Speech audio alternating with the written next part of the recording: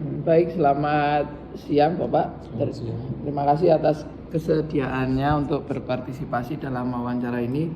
Wawancara ini bertujuan untuk menggali informasi terkait pelaksanaan sistem manajemen keselamatan berkeretaapian di workshop Ngerombo berdasarkan kerangka Risk Management Maturity Model, termasuk aspek persiapan keadaan darurat, respons serta pengelolaan dokumentasi dan rekaman keselamatan. Perlu kami informasikan bahwa wawancara ini akan direkam, namun semua data yang dikumpulkan hanya akan digunakan untuk keperluan tesis ini dan akan dijaga kerahasiaannya. Tidak ada informasi pribadi atau sensitif yang akan disebarluaskan tanpa izin. Wawancara ini bersifat terbuka dan Bapak dapat menjawab sesuai pengalaman dan pengetahuan yang dimiliki. Baik, yang pertama mengenai kepemimpinan dan komitmen, Pak. Menurut Bapak, bagaimana pimpinan menunjukkan komitmen terhadap keselamatan pegawainya dalam kegiatan perawatan sarana, Pak? Terima kasih atas waktunya. Untuk komitmen dari pimpinan sebenarnya sudah ada, namun untuk pelaksanaannya di lapangan itu masih ada kekurangan, jadi nanti mungkin perlu ditingkatkan kembali untuk hal tersebut gitu.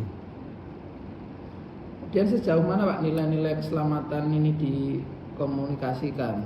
Jadi maksudnya media komunikasi dalam menyampaikan nilai-nilai keselamatan ini sejauh mana disampaikan kepada pegawai di sini? Kalau untuk penyampaian sebenarnya ada, namun praktek di lapangannya masih sangat kurang. Jadi mungkin hanya beberapa orang saja yang menjalankan. Jadi untuk antisipasi dirinya sendiri terutama ya, dan mungkin menjaga untuk sekitarnya dia. Namun dari kebanyakan di lapangan itu masih banyak kekurangan, masih kurang memiliki rasa tanggung jawab pada keselamatan dirinya sendiri dan sekitar.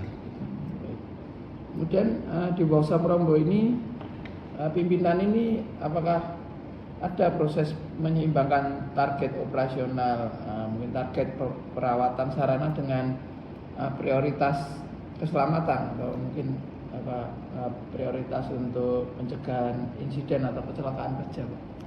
Kalau untuk itu setahu saya mungkin untuk program-program harusnya ada, namun mungkin implementasinya banyak yang masih kurang. Jadi nanti mungkin perlu ditingkatkan kembali untuk sektor K3 terutama, karena memang inilah faktor utama kalau dalam suatu perawatan mungkin di sarana, dan mungkin semua instansi yang terkait tentang SDM ya, berarti harus menomorsatukan tentang aspek K3. Ya, baik. Kemudian mengenai identifikasi risiko, apakah atau bagaimana proses identifikasi risiko dan penilaian risiko ini dilakukan di sini, Pak? Apakah ada proses identifikasi risiko sebelum mungkin dilakukan pekerjaan? Nah, itu apakah dilakukan dan prosesnya seperti apa? Kalau saya melihat itu masih sangat kurang, Pak.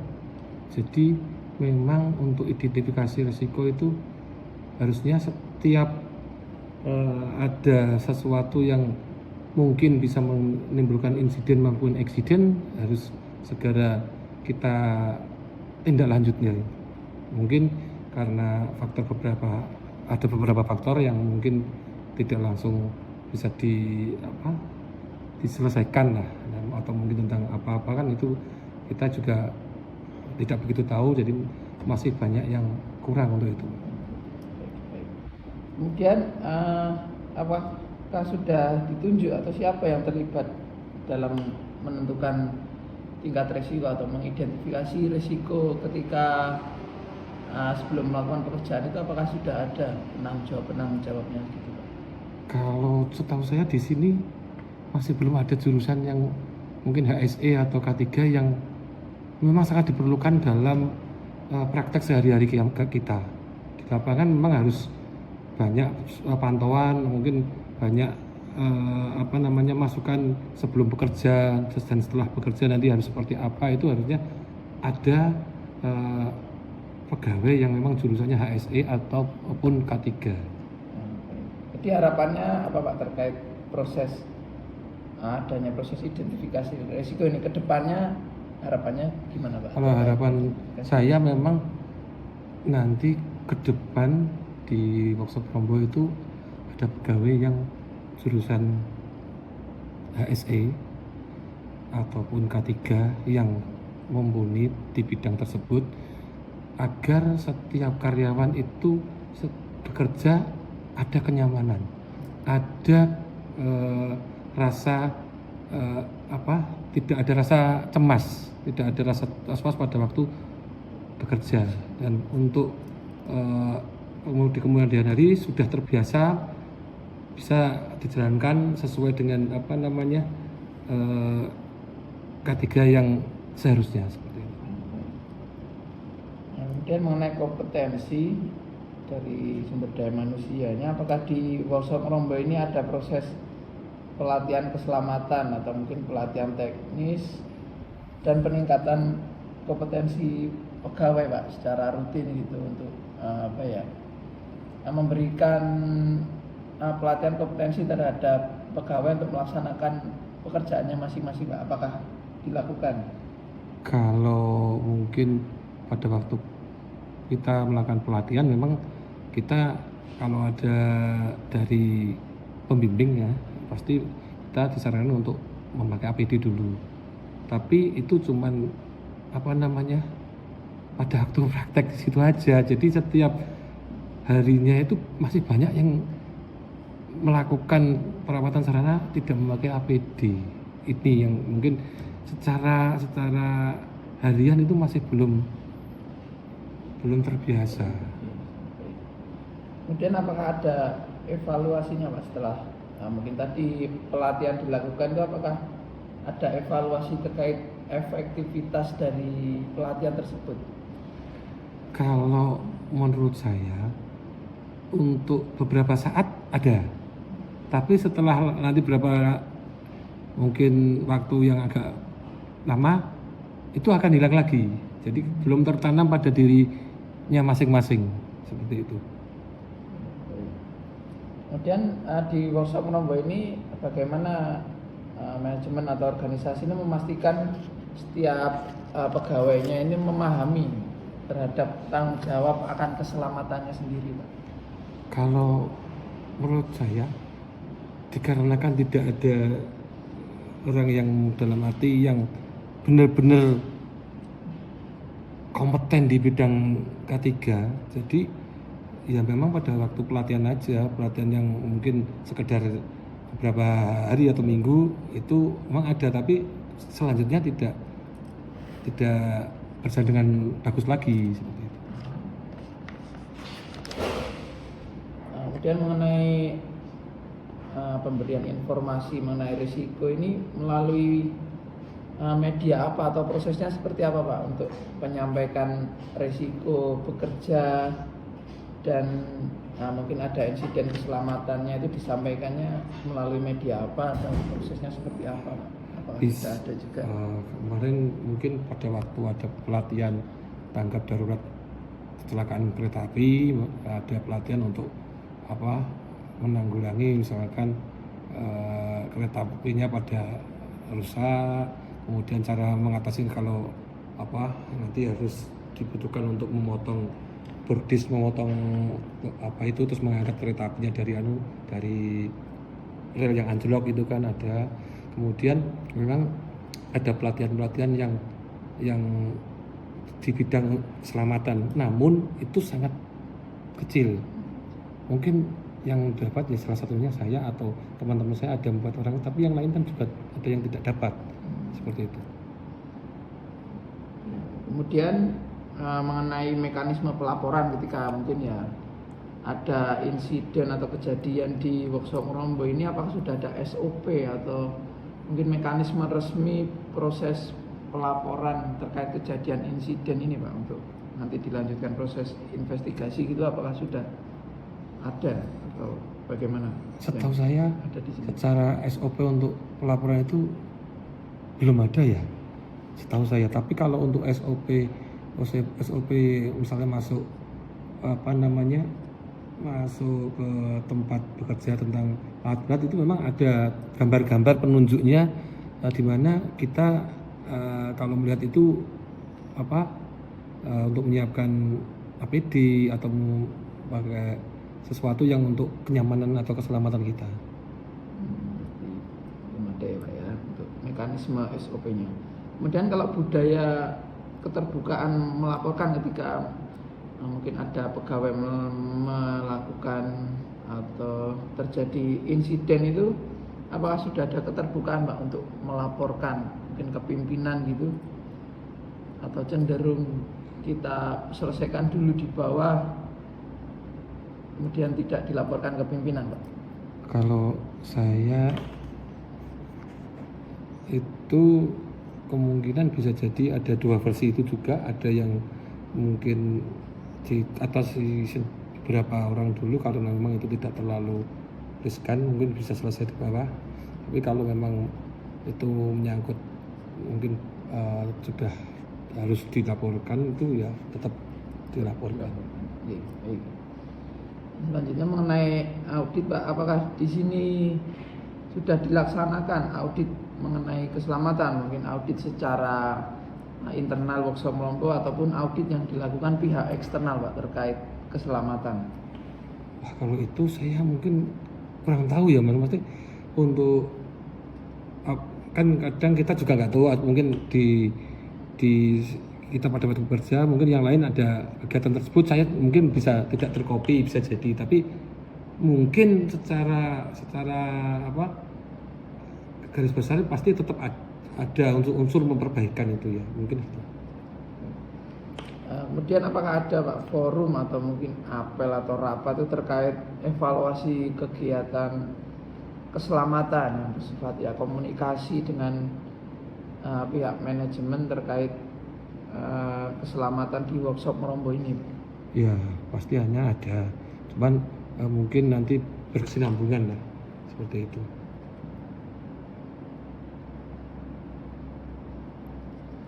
Kemudian menurut Bapak, bagaimana Bapak menilai kesadaran dan perilaku keselamatan di lingkungan kerja ini? Jadi seberapa penting menurut Bapak keselamatan itu? Untuk kesadaran masih kurang ya, masih kurang. Tapi karena untuk keselamatan memang harusnya penting, itu nomor satu menurut saya.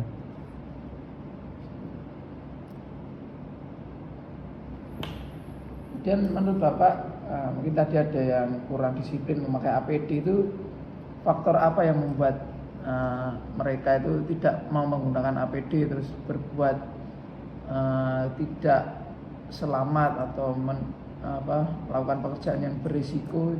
Itu menurut Bapak apa ya? Kalau menurut saya itu faktor lingkungan. Jadi kalau kita terbiasa lingkungan memakai APD, pasti orang yang tidak terbiasa akan ikut. Itu tergantung lingkungan masing-masing.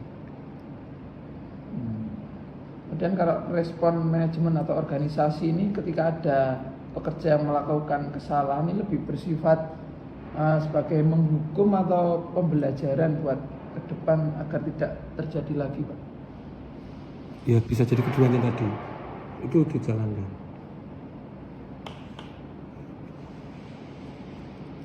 Kemudian mengenai manajemen perubahan ini kan mungkin ada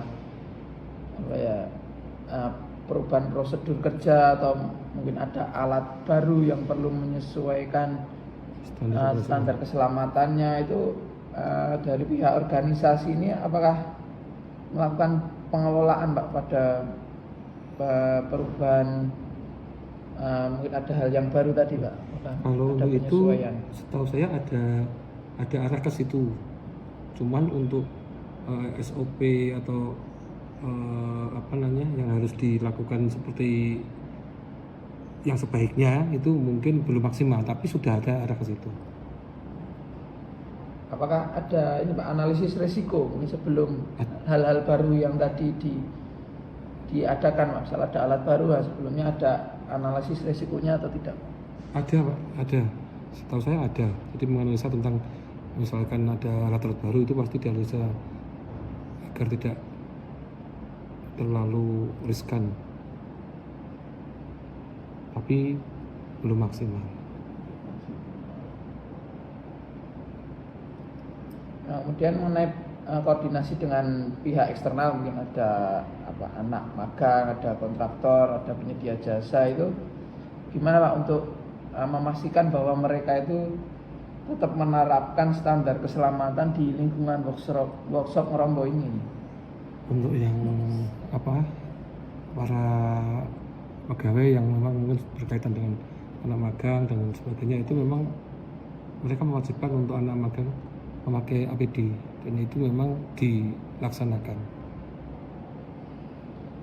Apakah ada mekanisme pengawasannya Pak untuk memastikan tadi memakai APD dan bekerja dengan berkeselamatan? Pengawasannya itu lewat pembimbingan atau pegawai dari pegawai tersebut aja.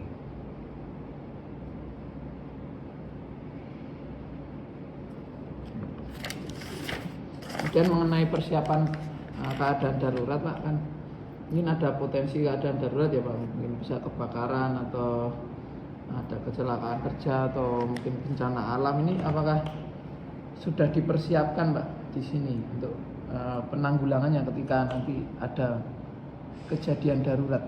Sudah ada, kayak mungkin ada hidran, sudah ada apap, sudah ada. Tinggal nanti edukasi tentang hal tersebut aja. Kemudian untuk peran dan tanggung jawabnya apakah sudah disiapkan Pak? Jadi misal mungkin yang bertanggung jawab ketika keadaan darurat, misalnya ada yang tanggung jawab mengoperasikan hidran, mungkin kemudian bertanggung jawab untuk melakukan evakuasi, menghubungi pihak kepolisian atau rumah sakit, itu apakah sudah ada Pak di sini pembagian tanggung jawab dan perannya? Kalau itu saya kurang tahu pastinya seperti apa.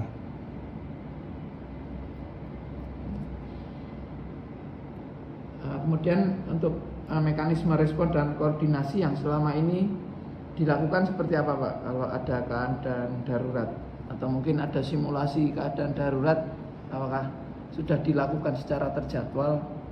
Belum. Jadi belum ada terjadwal maksudnya. Keadaan darurat itu. Kalau untuk terjadwal belum, tapi nih kalau simulasi ya mungkin pernah ada mungkin, tapi kan tidak terjadwal.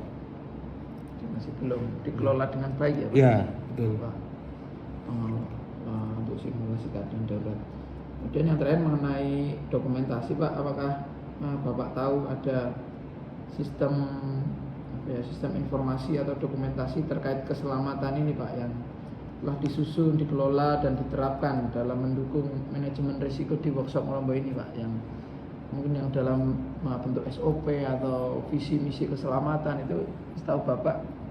Kalau untuk itu biasa mungkin lewat Zoom ya, lewat Zoom ada yang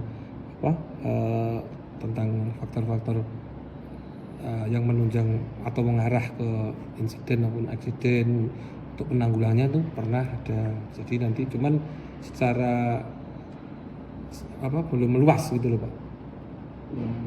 Terpusat ya, ada pusat data tentang keselamatan ya Pak.